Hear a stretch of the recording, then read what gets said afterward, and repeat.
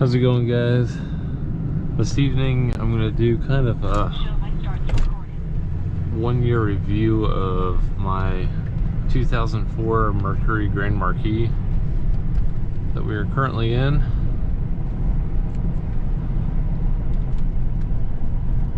It currently has 96,817 miles. Been probably one of my favorite cars so far. Mainly to the fact of I am 6'6", seats all the way down and all the way back, and I kind of have to slouch, I think, just to get you guys to be able to see what I see. But otherwise, it's not too bad of a vehicle. I wish the miles per gallon were a little bit better, but you know, you can't expect too much out of a 4.6 V8. Same as a Crown Vic and everything, just a Panther platform. I've had it for, I think it'll be a year next month. I've put on about just shy of 10,000 miles. I think right around 9,000.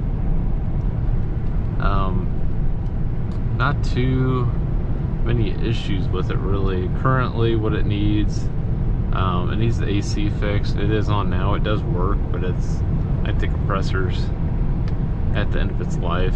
It's making some ticking noises. It is still working, just not 100%. Other issue, I just replaced all the O-rings in the AC control head. Every time you'd accelerate, like right now, it would be going from blowing through the vents to floor to defrost. Defrost, it doesn't use any vacuum, so the default is on defrost. So it's kind of annoying getting on the highway, because unless you were able to get up to speed and just start coasting, you would pretty much just have defrost even in the summer, so that's not ideal. And then the other kind of main thing, it hasn't really gotten any worse, but it definitely needs to be replaced, is the cats on here. It was sitting, I think, for probably 2 years, if not a little bit more, not being driven.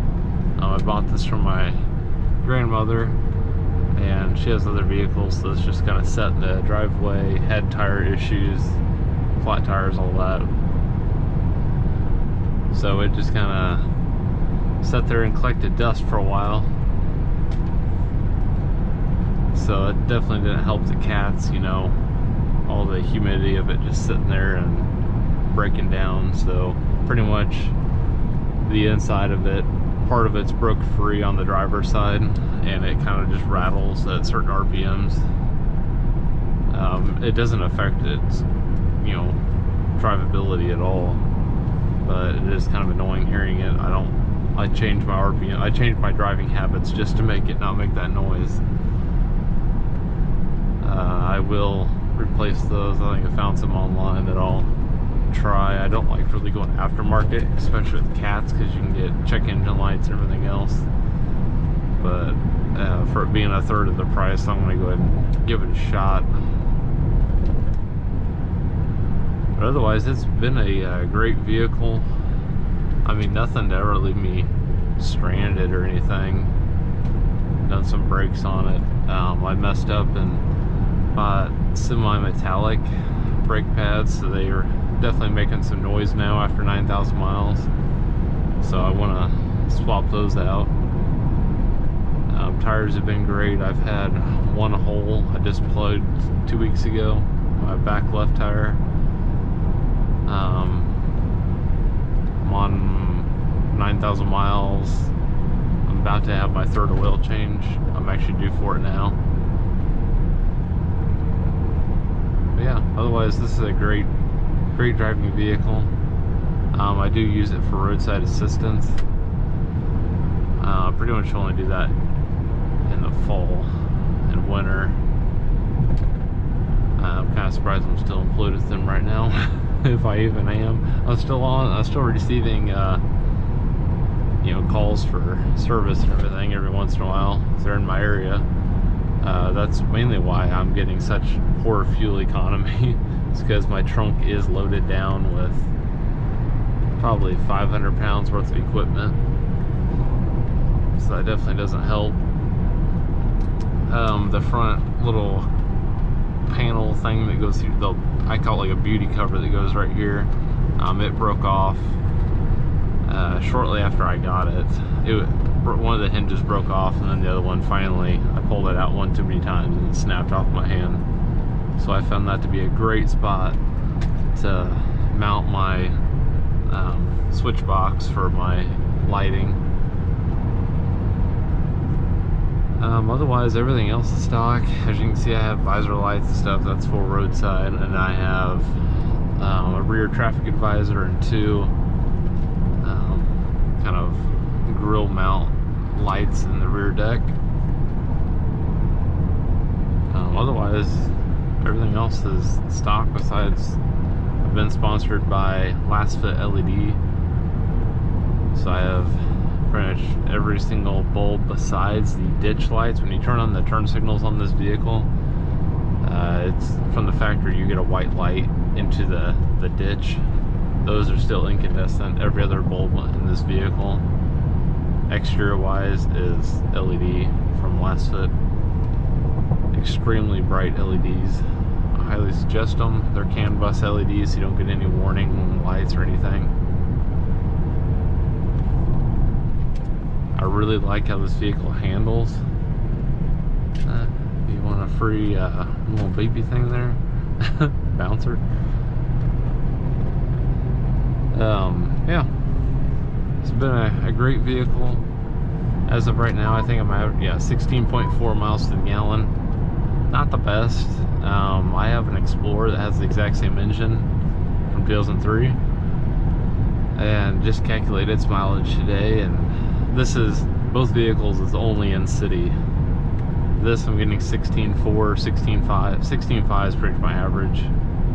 I've been letting it idle a little bit more in the mornings because it's been a little chilly, so warm it up for Carson.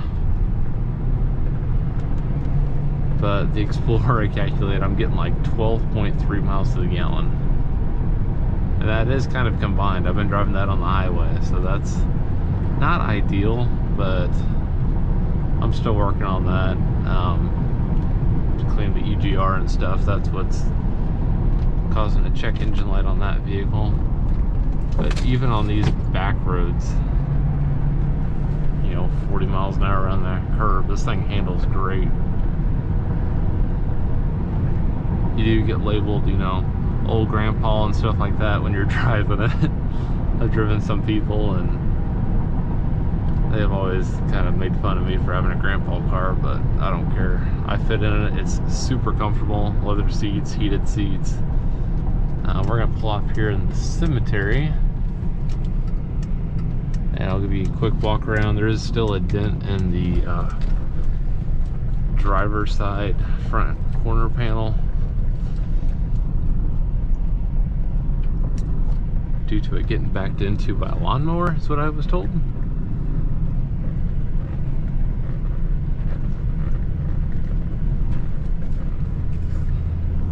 We'll kind of turn around here and I'll show you guys kind of what the lights are on this vehicle.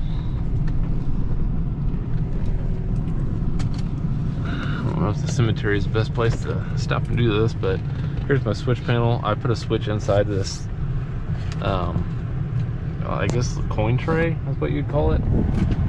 That's my main power. I have power to the switch box now. This is my rear traffic advisor. That's just a normal on. This is go left. This is go right. And then this fourth one over here is my green lights back and forth there. So I will show you guys what that looks like. My front right now are on the 12 volt. So I'll flip those on. I'll flip that on, and I'll show you what it looks like. Here's the rear. I do have paint peeling right here, a little bit of surface rust. I'm gonna take care of that this winter. It is dirty right now. I don't wash it all that often. That doesn't help with the rust situation. There's lights in the back. I take that back, the reverse lights are still incandescent as well. So you have some last fit LEDs right there. Same with my headlights, but you can't tell there. My front lights. This is the damage I bought. When I bought it, it had this. Done everything to try to pull it out, and I've been quoted like $400 to fix that. So I opted out of fixing that. But otherwise, it's been an extremely reliable vehicle, like you'd imagine for, you know, a 2004. I'm gonna get my thumbnail here, I think. It'd be better if I probably got the other side without the damage, but here we are. A good place to take photos. I've always liked coming up to the cemetery. I don't know why. I think it's just because no one's around here. As long as you're responsible, no one should have an issue with you even being here. I also love the fact in this vehicle, I guess my first vehicle is a '99 Ford Explorer, so I just kind of liked everything that's like that vehicle. I absolutely love column shifters. Of course, both my vehicles now are column shifters, except for the RAV4. It's a normal console shifter, but it's something about shifting gears up here that I love. I don't know why. I think that's kind of strange, but I absolutely love it. It's like almost a selling point for me if it has a column shifter. Speaking about doing a little bit of a peel out, leaving there in the gravel, I've driven this in the winter all last year, not a single issue with traction. Of course, they are new tires and I do have weight in the rear, but I mean, I've been passing vehicles in the snow that were all-wheel drive and having some issues just because they're so lightweight. But I haven't had a single issue with this one. Even going off in the ditch a little bit to pull up behind people and then leaving, I've never had an issue with traction.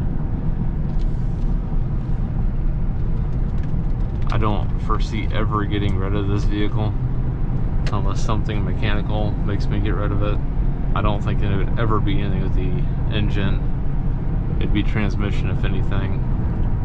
But I mean, it only has 96,000 miles. I mean, I should be able to go at least another 150,000 miles, at least on the engine. So if it needs a transmission, you know, I definitely won't have the money sitting aside for a transmission, but I will make it happen, because it also is kind of nice. The fact I got this from my grandmother, it's the last grandparent I have, has a little bit of sentimental value. The fact that I think my grandfather drove this and everything. They had it for, I think, 8 years and only put on 20,000 miles. And they bought it from a family friend that I think had it new, and he was a consultant or something like that. Traveling sales agent or something like that. So he put on all the mileage. Almost ran over a centipede. Or millipede, whatever that is. Caterpillar. Something with a lot of legs. But yeah, that's pretty much my quick review of this vehicle. I would highly suggest getting one. They're extremely reliable, and I bought this from them for, I think it was like right around $2,800, and that's not even a special deal or anything. I could go out on Facebook and buy a Crown Vic or Mercury Grand Marquis or even Lincoln Town Car. They're all the same kind of platform for around $3 grand. You can get some Crown Vics that are cheaper, that were police interceptors. They are a little more beat up, but I mean, they are extremely reliable. So I mean, I wouldn't hesitate at all to buy a different one. But I highly suggest if you're looking for a vehicle, this is definitely one to look at least go drive one. Everyone's saying they're a land yacht or drive like a boat. I mean, that's the best way to describe it. going from this to driving even a RAV4 or my Ford Explorer, you feel a lot more bumps. I didn't realize it driving this, but this thing, it has air suspension, which doesn't make the biggest of differences, but I mean, this thing, it's just smooth riding. It feels like you're driving down the road in a lazy boy, which is good and bad. It, you know, makes you want to fall asleep sometimes, but it technically seats 6 people, 3 in the front, 3 in the back. I don't know if I'd ever do that, but it is legal in this vehicle. But yeah, auto headlights, everything works how it should. I don't think there's a single feature that doesn't work. This compass thing is a little temperamental, I guess. It's actually not even working right now. I'm gonna jack it while I'm driving. 50 miles still empty. Yeah, I've been averaging 200. Pretty much a go-to. I only do city driving. This is the most highway or, you know, up to speed driving. I guess over 40 that I've done in a while. You pretty much get 250 miles to the tank, which is what I've found out over the last year, is I'm almost guaranteed about 250 miles, maybe a little less. Mornings that I idle, like in the winter, I get less, so I might be only 225 or so. Actually, I didn't even fill it up like normal last time. I'm usually not one to put 20 bucks in, but I think I did last time. But yeah, otherwise it's been a great vehicle. It's my short of 1 year review, about 9,000 miles, not a single issue, and I guess we'll knock on wood, even though it's fake plastic wood. And I will give you guys an update. Let me know if there's something you want to know about the vehicle. They're pretty basic. There's a lot of videos out there about them. But until then, I'll see you guys in the next video. Thanks for watching.